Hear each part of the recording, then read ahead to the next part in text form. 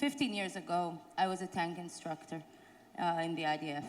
At the time, it was one of the only semi-combat roles for women in the Army, and in the past 2 decades, that has gone through a dramatic transformation. So if you could describe what the situation is now, how well integrated women are in the IDF.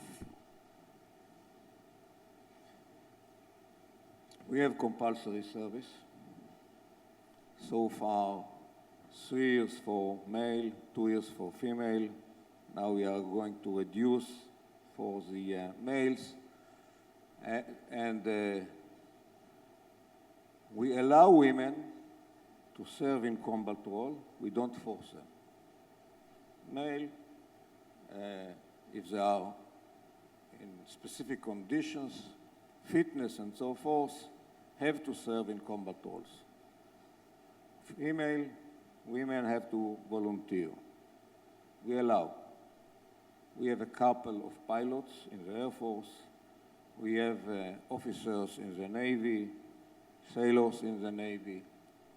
We have certain battalions which are a combination of men and women serving along the borders. In the past we had only 1, now we have 3. And this is a developing situation.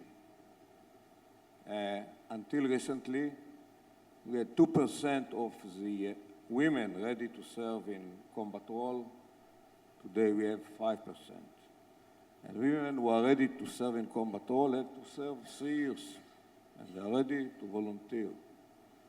And they are doing a superb job. And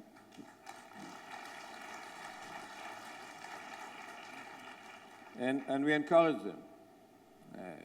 More than a year ago, there was the incident along the border with Egypt. The company commander was female. She was injured. She was awarded because of her activities. And of course, we benefit from it. Of course, we have women in all the other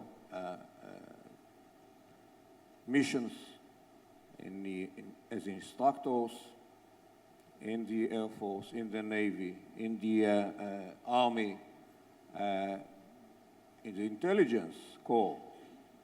More than half of it, women, highly educated, very capable.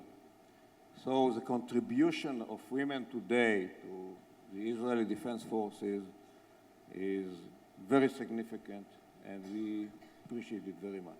But there still is some kind of a glass ceiling because women do not reach the highest ranks.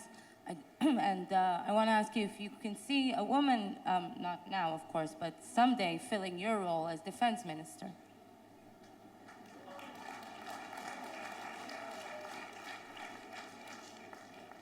Why not?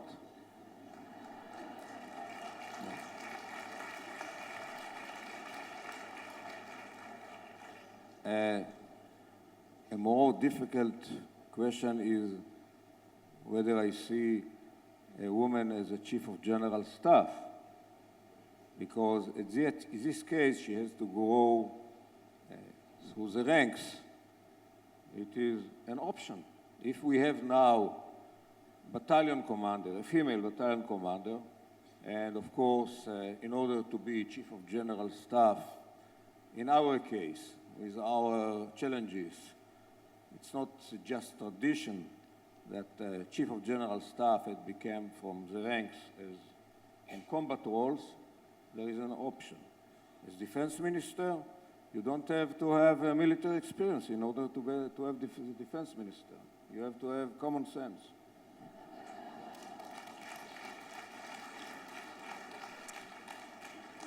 The IDF also used to have a serious problem of sexual harassment, but that in recent years has basically disappeared. But we have heard in the past few months many cases of sexual harassment in the Israeli police and also in Israeli politics. You've been very vocal on this topic, and as a woman, I appreciate your voice. But why hasn't that process that the IDF has went through, why hasn't it resonated in other public realms? Spoke about education. In this case, it starts with education.